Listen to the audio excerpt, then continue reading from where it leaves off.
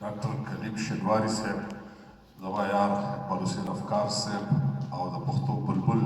افسر افغان صاحب، ټولو درنو پښتنو السلام علیکم. موږ ډېر خوشبخته یو چې په یو داسې پیړۍ کې پیدا شوي یو، شلمه پیړۍ د پښتو ادب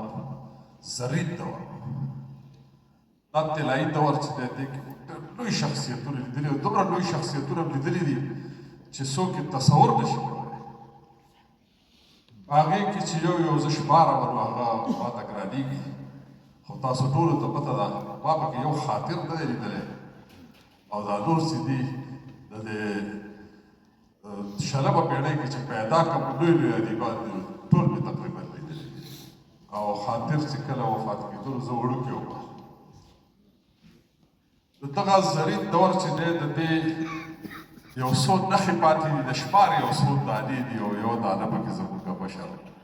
احساس ظهیر افریدی صاحب دی. احساس ظهیر صاحب چې دی نو دی د حمزه صاحب، حمیش صاحب، اجمل صاحب، کامل صاحب، قلندر صاحب او د دغه دور طوفان صاحب د دې ټولو لویو لویو هستو سره لاسته ولاړه شوې ده او بیا په ملګرتیا کې خاطر او خیبر هم شامل وو، قیوم کوثر هم شامل وو. دا هغه خلک دي چې دا زموږ د ادب دپاره ډېر لوی فخر دی او د دوی په ذات کې دننه ډېرې خوبۍ، ډېر خاصیتونه دي. تاسو د ملګرو خبرې واورېدې، د مختلفو میدانونو د ملګرو خبرې واورېدې. په بنیادي توګه باندې احساس ظهیر صاحب یو شاعر، ادیب، یو دانشور دی، خو د پیشې په لحاظ یا د روزګار په لحاظ باندې د دوی میدان بیخي د دې نه بدل دی او هغه دا دی چې دوی په سوشل انتروپولوژي او سایکو تیراپي کې پی ایچ ډي دواړو. دا مطلب دا دی چې زموږ دپاره ډېر لوی فخر دی چې یو داسې شخصیت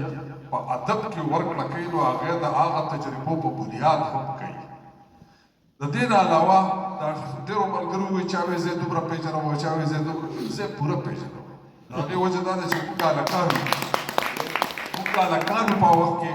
چې ادبي غونډو له به موږ تلو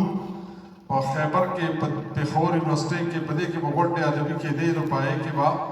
احساس ظهیر صاحب او خیبر صاحب چې دي دا د توجه مرکز و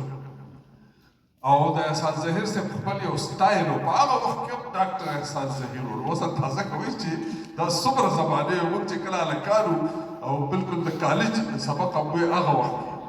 نو موږ په حیرانو مشاعرو نه موږ د خیبر د سیمې ته اکثر تلو. حمزه بابا دا طریقه جوړه کړې چې په ودونو کې مشاعرې کېدې نو لطیف لالا دی الله وبخښي، لطیف لالا به د هغه په مشرۍ کې به موږ روان وو. بیا وروسته افراسیاب خټک صاحب هم راغی، د ځان سره به تیار مشر مېلمه بوتلو نو د چا په واده کې مشاعره وکړه او لرې لرې کلو ته به تلو، ډېر لرې لرې کلو ته او په هغې کې به حمزه بابا چې کله په صحتمند و نو هغې به موجود وو، چې کله هغې نه و نو بیا به ناظر بابا به اکثر موږ راوغوښتو چې هغه صحت خو هم راغی، که د خیبر صاحب خو به موجود وو. دغه غونډې چې دي په دې غونډو کې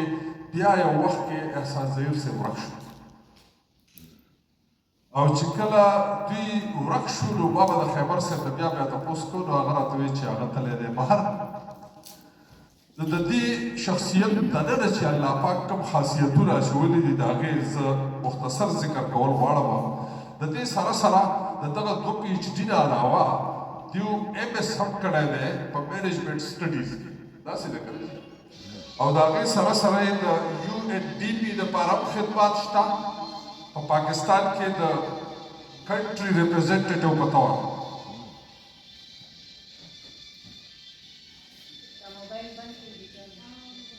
او د هغې نه علاوه جي د ډیپا دپاره فاروق شاه صاحب چې کله ذکر وکړو چې یاره اډمنسټریټیو سټاف کالج لاهور ته به دوی راتلل نو دوی د ډیپا دپاره زموږ سیسیس پي ایم ایس افسرانو ته ډېره موده ټیچینګ کړی دی، ښودنه یې کړې ده.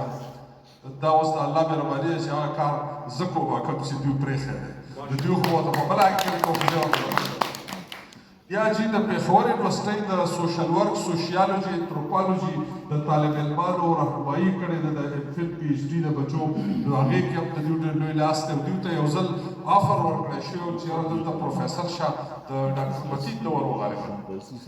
هغې کې هم دوی ورته انکار وکړو بیا دوی ته مطلب چې یو بل آفر هم راغلی و د شمالي علاقه جات کې د ایډیشنل سیکرټري دپاره هغه هم دوی قبول نه کړو ځکه دوی چې وی چې بچي مې بهر و زه دلته وم نو هغسې اوسېدل او وخت ورکول ګران و دا د دوی هغه خاصیتونه دي چې زه ګڼم چې د یو دروند پښتون او د خپلې خاورې او وطن سره د مینه لرونکي شخصیت چې کوم خاصیتونه کیدای شي نو د خپل میدان د بېلېدو باوجود یې تر اوسه ځان د پښتو سره تړلی ساتلی حمزه بابا وایي خدای زده چې سراز دی په بابا او په بابا کې خدای زده چې سراز دی په بابا او په بابا کې ورد دغه الفاظ وي د ماشوم په ابتدا کې هم یې کله کله په خبرو کې کاکا وي هم یې کله کله په خبرو کې دادا وي ښکاري راته دا چې ازلي ژبه پښتو ده گویا د اول نه انساني ژبه پښتو ده نو دا د هغه پښتو سره ځان تړلی ساتلی دی کومه چې د انسان په خټه کې اخلي شوي او دا بابا او ماما او کاکا چې دي دا د هر ماشوم د خولې نه راوځي د دغې پښتو سره د دې ښاغلي تړل ځان تړلی ساتل او د هغې سره سره خپل یو بېل رنګ جوړول د کوم شاعر چې خپل رنګ دی خپل انداز دی خپل اسلوب دی هغه شاعر چرې ژوندی نه پاتې د ظهیر صاحب بېل رنګ دی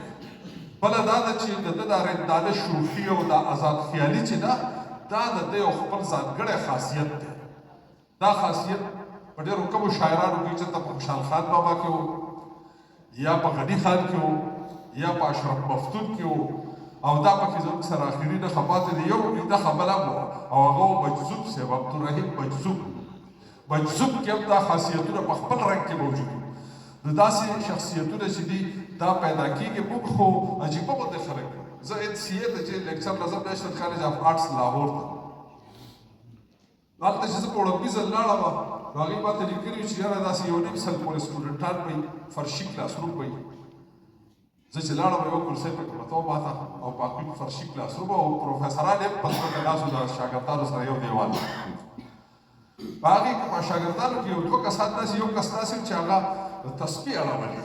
او د جومات ټوپۍ په سر وه او سترګې پټې کړې ما لیکچر ورکړو د تسبیح اړولې بل یو کس و هغه د ځانه یو جینۍ وه ځانه